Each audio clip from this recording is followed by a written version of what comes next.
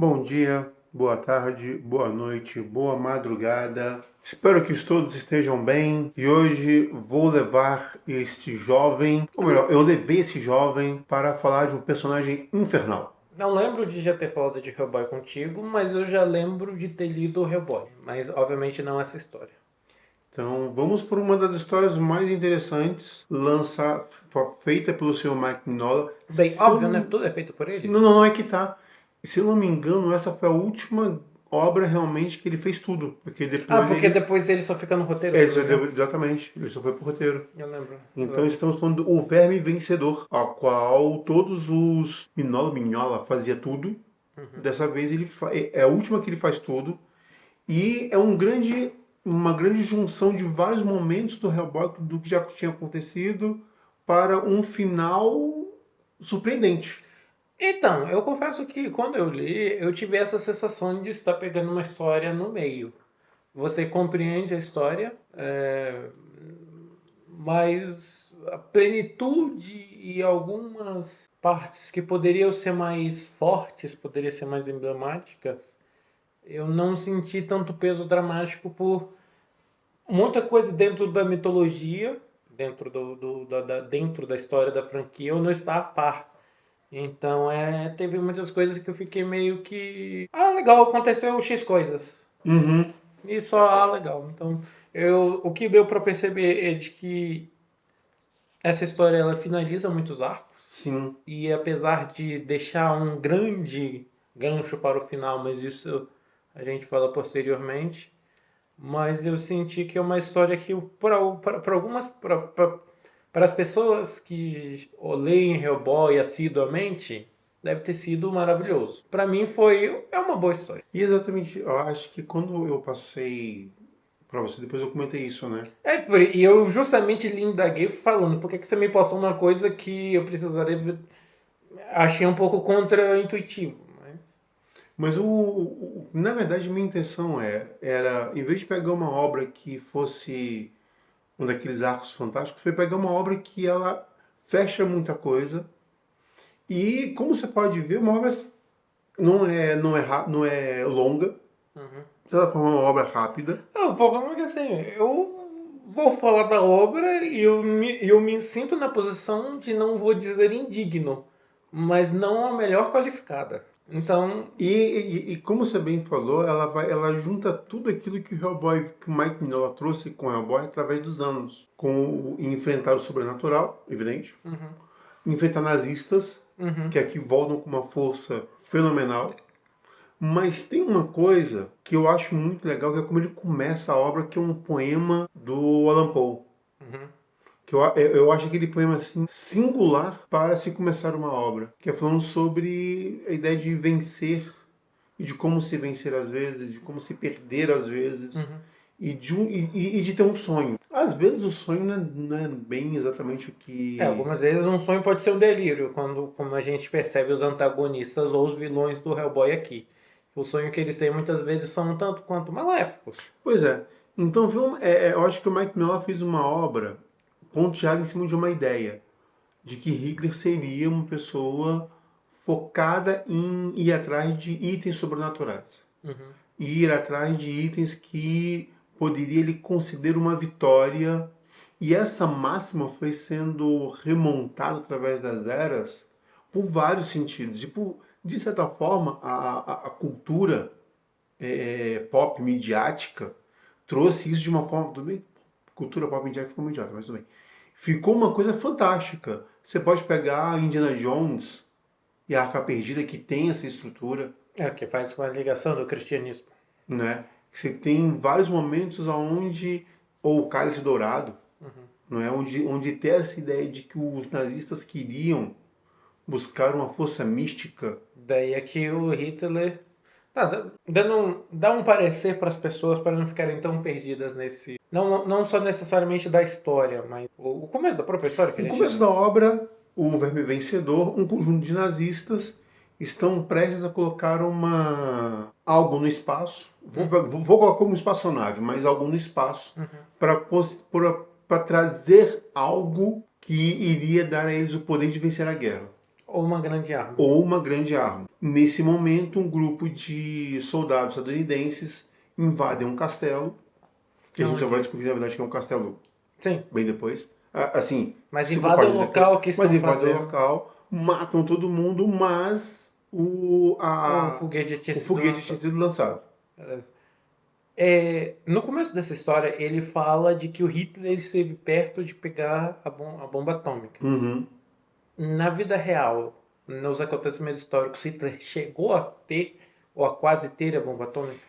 Essa é a grande curiosidade. Tem uma obra que eu não vou me lembrar agora o nome dos autores, desculpa, não vou me lembrar mesmo, já que você soltou essa assim de. Não, mas é dentro da Né? própria história Não, não é mesmo. dela, porque tem um detalhe muito curioso, que tem uma obra de história que chama O Presente de Hitler.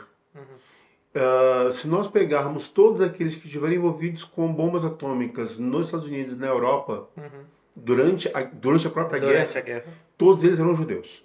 Ou, se não eram judeus, Ah, eram cientistas alemães. Tanto que veio o Oppenheimer. Exatamente. Então, não é que ele tinha a bomba. Até porque fazer o projétil é bem mais complicado do que aparenta, né? Que você tem que fazer vários processos de aquecimento de urânio ou plutônio e por aí vai. Mas, de certa forma, ele tinha as mentes. Mas chegaram a ter. Por quê? Não, chegaram a ter não, mas eles tinham as mentes. Então, se colocasse essas mentes para trabalhar em prol de ter a bomba atômica, ele poderia ter. Entendi. Não que ele a tivesse, Mas ele poderia. mas se colocasse aquelas mentes para trabalharem e derem financiamento, tempo para eles fazerem isso, sim, eles teriam feito. O que não aconteceu no Exatamente. Então, tanto que o projeto Manhattan, se eu não estou enganado, durou 2 anos e pouco para 3 anos. Se eu não estou enganado. Tá. Eu perguntei, porque causou me dando uma certa dúvida. De caraca, será que Hitler teve a bomba? Mas eu lembro, tanto que no filme ele aparece, de um cientista alemão que também, e era contemporâneo ao Oppenheimer, que ele também estava buscando a bomba atômica. Só não vou lembrar o nome. E aí ele aparece no filme e aí depois a gente falou, ele realmente não seria estranho ele ter tido contato com Oppenheimer, um cientista alemão que eu não vou lembrar o nome. Mas... Einstein? Não. Tinha o Era no começo Einstein. do filme. Ah, tá no começo do O filme. Einstein ele aparece no final. Ah, tá no começo do filme tem. Mas tinha um cientista alemão. Uhum. E aí... O pior é que se Hitler tivesse a bomba... Difícil, né? Por exemplo, uma das coisas que Hitler tinha, falando rapidamente sobre um pouco de história, uma das coisas que a Alemanha tinha desenvolvido era o jato. Só que, tanto que o jato foi uma das grandes novidades, né, da época. Uma das grandes invenções. Que era um avião que corria, não sei, Voava, né? voava muito rápido. Muito rápido. Então, essa premissa de que a Alemanha estava a um passo tecnologicamente à frente de muitos, sim, estava, não é? Mas para ter a bomba mesmo, aí seria um processo... E também entra aquilo que a gente falou, né? Os Estados Unidos ele tinha vantagem de estar do outro lado do oceano. Então, enquanto a Alemanha ela tinha que sofrer com muitas coisas que os Estados Unidos não tinham, eles podiam dar, entre aspas, a dádiva, que vamos, se é que dá para dizer isso, de a guerra está, os conflitos, as batalhas estão distantes, a gente não vai ficar tão ameaçado. Por exemplo, enquanto a Alemanha tinha que hospedar recursos muitas vezes pontuais. Sim. E nos seus pontos para não... Quem chegou até a bomba depois também foi a União Soviética, mas entra no mesmo ponto da Alemanha. Não estava em guerra. Não estava em guerra. Então, existe uma ideia de que Hitler era não apenas religioso, mas acreditar muito na parte mítica ou mitológica. Tanto que a suástica, que infelizmente foi apropriada por eles, é um símbolo de força, um símbolo de referência a poder.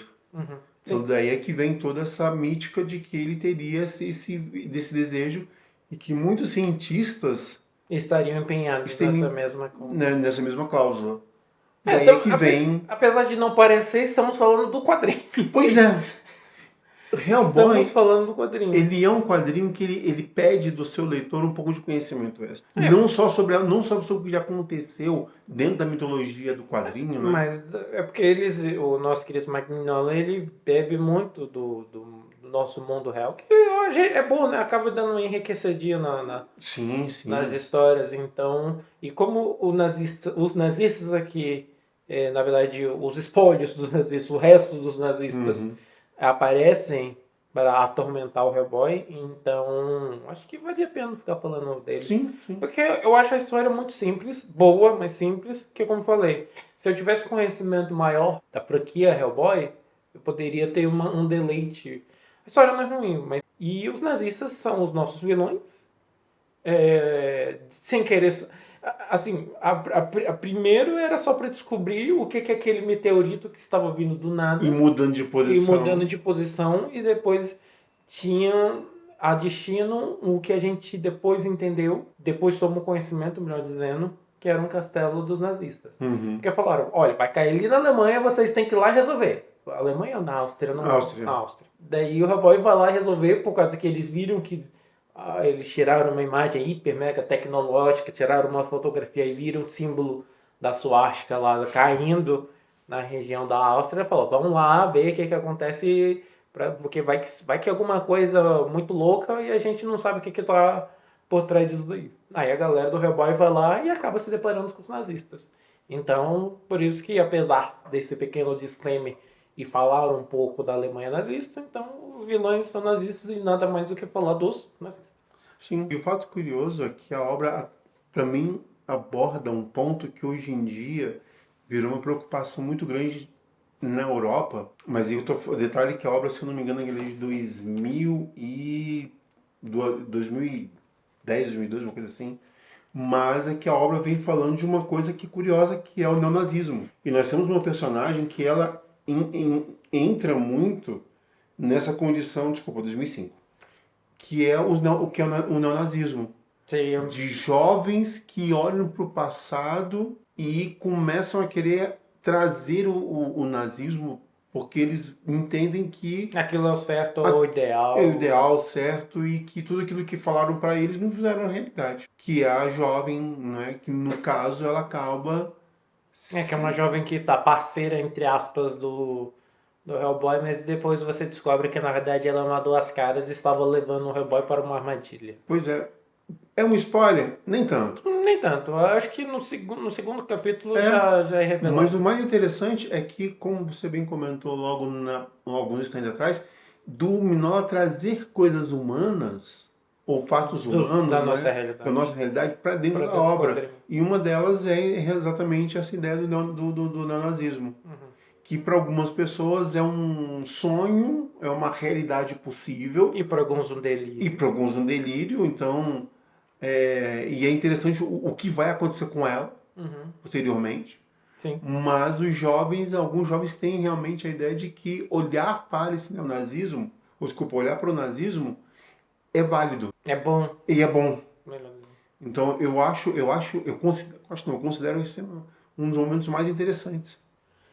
Pois é, eu gostei muito de que no final, não só por ela, mas muitas questões que vão se colocando pra gente, existem muitas questões que não vou dizer que são demistificadas, mas são pontos de vistas em que é um pouco chocante.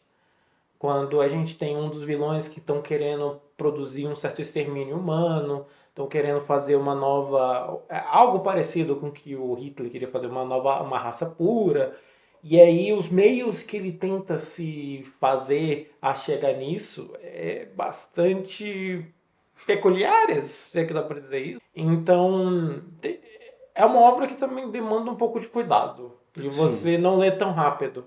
Porque apesar de ter uma narrativa bacaninha e não ser difícil a leitura, gramaticamente ou dentro dos conceitos, mas é uma história que tem algumas coisas que ela te coloca questões que você questiona algumas vezes. Sim. Eu não sei se é muito pessoal, porque eu tenho uma visão um pouco, não vou dizer delirante, mas um pouco não ortodoxa para que os seres humanos gostam, então ver uma certa modulação do ser humano para uma pós-vida, mas isso aí deixa abaixo. Mas apesar de eu ter uma ideia que possa ser parecida, eu não necessariamente concordaria com os meios que eles fizeram. Os fins Porque não justificam os meios, né? não só por isso, mas é porque eu não acho que um trauma. Eles querem causar um trauma tão forte na humanidade e faz assim a sensação que eu tive e de que a partir desse trauma iria se renascer o ser humano, Uhum. que é quando o Rasputin aparece para nossa querida lá, é mais ou menos esse delírio que ele vende para ela. Daí ela acaba comprando e entendendo a ideia de que do que os seus superiores tinham em mente, já que os seus superiores não tinham passado para essa menina qual era o plano, o que, Uhum. que eles tinham Só planejado. passou pra ela o Só que tem que, que ser feito. exatamente, só que quando você precisa de um trauma tão grande, eu não sei o quanto que a sociedade ela possa se renascer, assim, para uma nova vida com novos conceitos. Eu vejo que muitas vezes a gente vai se regredir.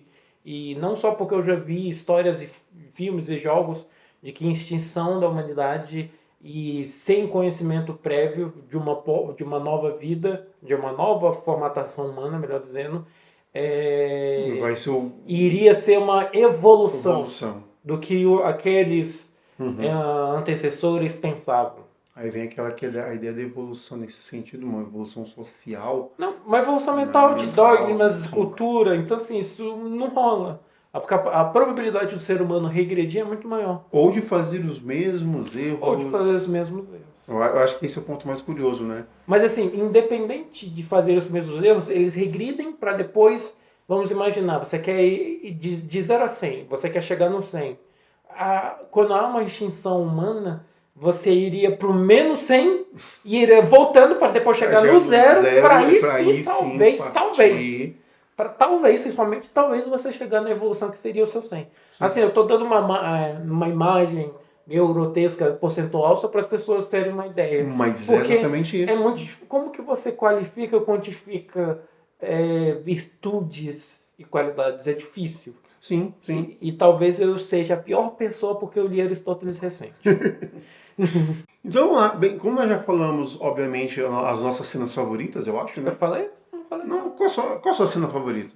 Eu não diria cena, mas Ou momento, né? eu acho que conduta. Eu gosto do Hellboy ser um pouco sarcástico às vezes. Sim. Ser um pouco impessoal.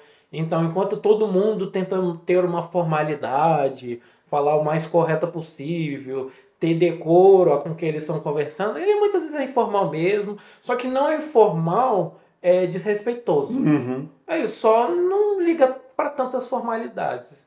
Então, eu não diria por uma cena, apesar de que e a minha cena que eu gosto, ela é um spoilerzaço. E eu acho que não vale a pena porque eu já deixei muitos contextos de spoiler. Mas sem falar necessariamente a obra. Mas uma cena não, mas uma conduta quebrando um pouco o nosso modus operandi. Eu gosto um pouco do Hellboy, um pouco debochado, que não liga tanto de formalidades ou formas tratativas que o ser humano quer. Então ele pode parecer debochado. Eu entendo a interpretação de algumas pessoas. Mas eu gosto de umas certas vezes, para não ficar tão piegas ou uma pompa de ser humano de comportamento que às vezes a gente não tem, é puro falso moralismo. Uma das coisas que eu mais gosto é uma cena em que um cientista fala, assim, o chefe, da verdade, da equipe, né? Dos nazistas? Do birô, conversa com o Hellboy e fala, eu não sei como é que humanos conseguiram conversar com entidades superiores através da fé. Como é que um bando de nazistas conseguiu fazer isso? E quando o Hellboy descobre como... Eu achei peculiar, vamos dizer assim. É uma junção daquilo que a nossa mitologia sobre o nazismo coloca, né? Então, mas tem uma hora que quando o Hellboy descobre, é a junção da ciência com a religiosidade. Aquilo ali eu achei assim, gente, é a máxima do pensamento. Eu achei um pouco elitista, mas eu entendo por quê. Total. Sim. Mas eu entendi. Eu falei, beleza, eu vou comprei, é só pra história aqui. Não vou ficar colocando elementos do que eu acredito. É só pra história e funciona. É. Mas faz sentido. Eu achei. Aquele momento eu fiquei assim, caramba, velho. Isso é muito legal. Então, de 0 a 10? Eu sou suspeito. Me falta background de Hellboy pra ter, mas assim, o que eu posso dizer é uma boa história. Uma boa narrativa. É uma boa história, legal, bacana, você entende. Entende assim. Tem muitas coisas. É porque, como eu falei, parece que eu tô pegando um filme no meio. Sim. Então eu Do não... meio pro final, né? Pior, então né? eu não sei o quanto que eu aproveitei. Você vai entender o que está acontecendo nas cenas, até aí tranquilo. Mas a profundidade do contexto me faltou um pouco. Então por isso que eu falei que para mim eu não seria a opinião mais qualificada dessa conversa. Ok, então. Então E vamos a ficar. sua? Não, Ah, não, pra mim é 10. 10. 10, eu adoro Hellboy. Não, Hellboy é bom, eu já li histórias maravilhosas do Mignola, então em relação a isso eu tava tranquilo, tava bem de boas. Tá ok? Então, para aqueles que ficaram até aqui, um grande abraço. Até a próxima.